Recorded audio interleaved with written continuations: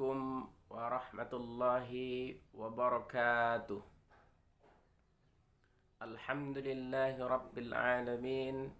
Assalatu wassalamu ala asrafil anbiya'i wal mursalin wa ala alihi wa sahbihi ajma'in. Amma ba'du.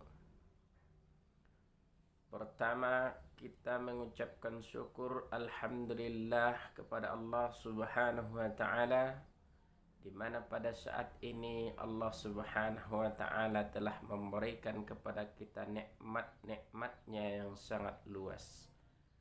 Di antaranya nikmat kesehatan, nikmat kesempatan, kemudian nikmat iman dan nikmat Islam. Sehingga dengan nikmat ini kita merasakan hadirnya Allah Subhanahu wa taala di dalam hidup kita. Kemudian yang kedua, salawat dan salam semoga senantiasa tercurah ke ruh Nabi Muhammad sallallahu alaihi wasallam, di mana baginda Nabi besar Muhammad sallallahu alaihi wasallam yang telah berjuang mengemban amanat daripada Allah Subhanahu wa taala, menyampaikan agama Islam demi untuk mengagungkan kalimat tauhid, yaitu la ilaha illallah Muhammadar Rasulullah. Maka hadirin yang dimuliakan Allah Subhanahu wa taala, mari kita mengucapkan kalimat yang ringan dalam ucapan namun tetap berat dalam timbangannya Allah Subhanahu wa taala, yaitu Allahumma salli wa sallim wa barik ala sayyidina Muhammad wa ala ali sayyidina Muhammad.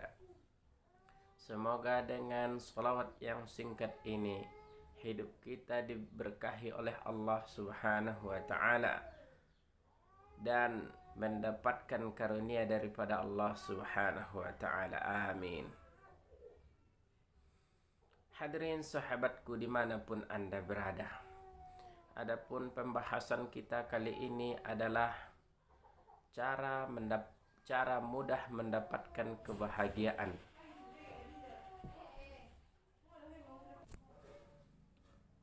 Bagaimana caranya?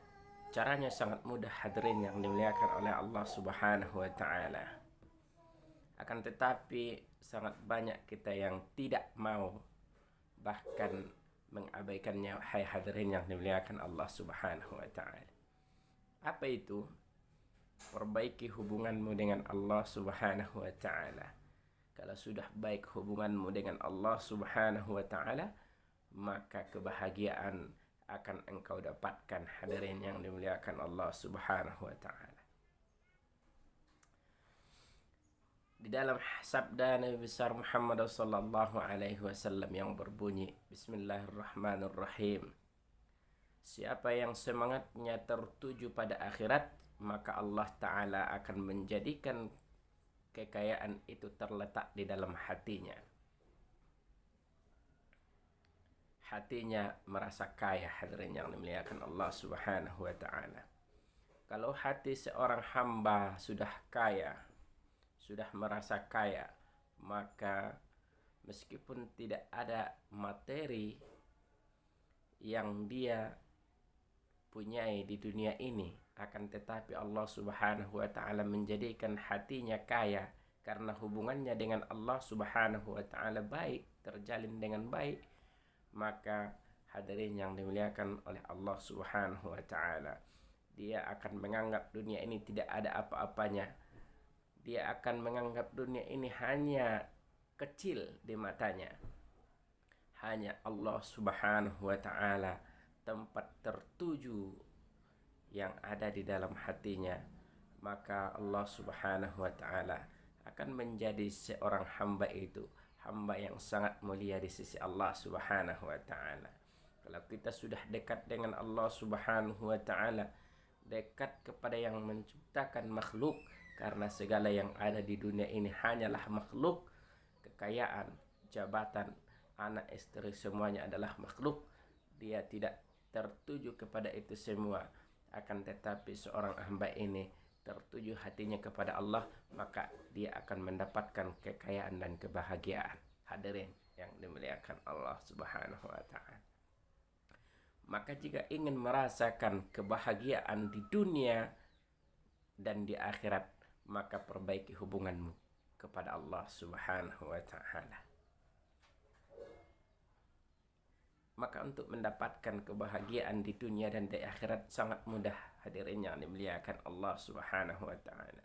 Perbaiki hubunganmu dengan Allah. Dan seterusnya hadis Nabi, dan Allah Subhanahu wa taala akan menjadikan keluarganya bersatu. Lihat hadirin yang dimuliakan Allah Subhanahu wa taala. Kalau hati kita sudah dijadikan oleh Allah Subhanahu wa taala karena kita dekat dengan Allah menjadi kaya, hati ini menjadi kaya.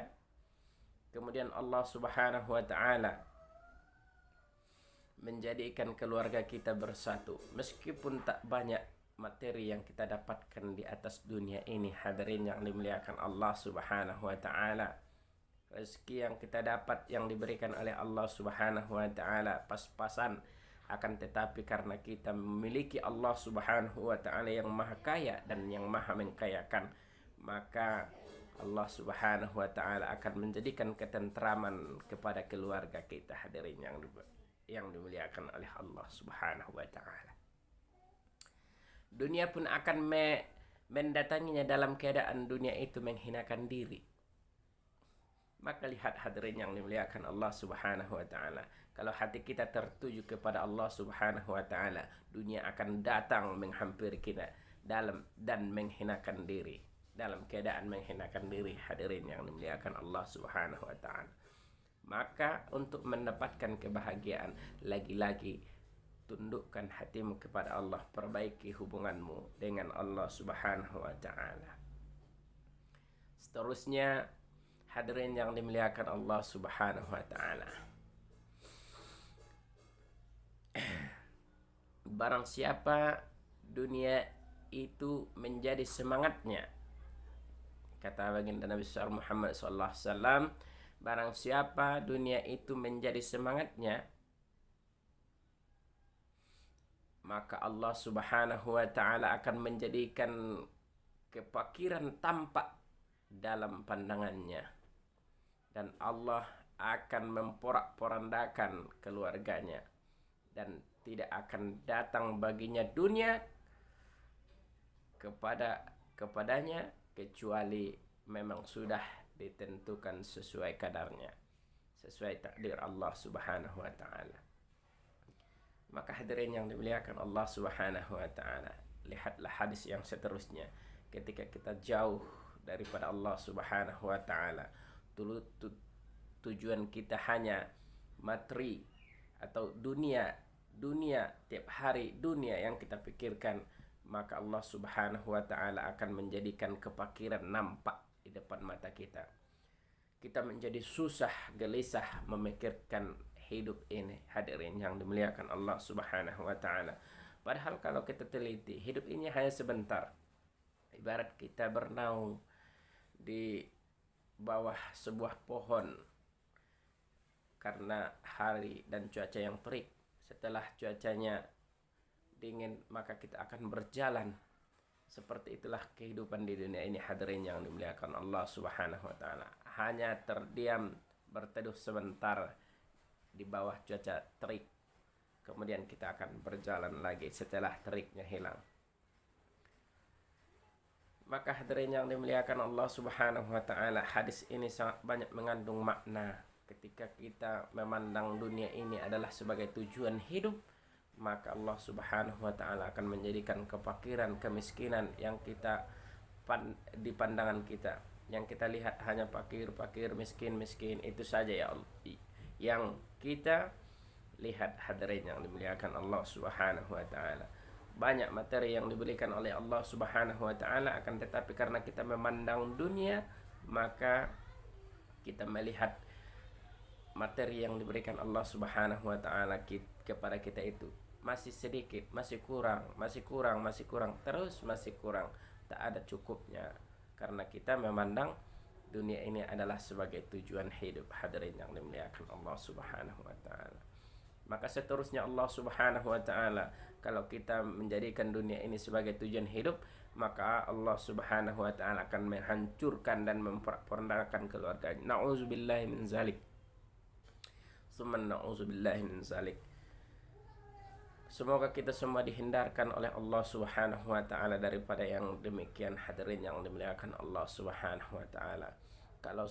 Kalaupun kita memiliki dunia seluruhnya, akan tetapi keluarga kita tidak ada yang suka kepada kita, hadirin yang dimuliakan oleh Allah Subhanahu wa taala.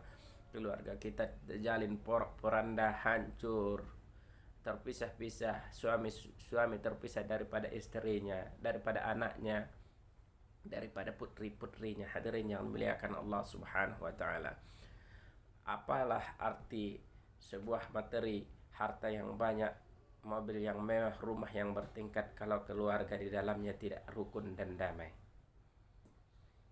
Maka hadirin yang dimuliakan Allah Subhanahu wa taala, sangat besar permohonan kita kepada Allah Subhanahu wa taala.